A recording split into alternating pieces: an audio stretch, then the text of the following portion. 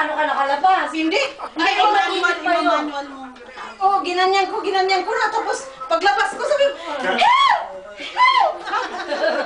Sa karsada. Parang ano, nagpapara ng kotse. Help!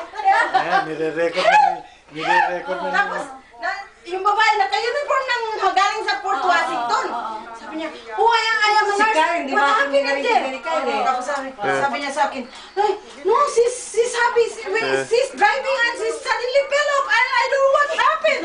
So, oh, okay, I will call 911. So that's the and then there's one man and one woman is going there to help us because it's 5 o'clock but there's no car. You see, In the morning. 5 o'clock in the morning. In the evening.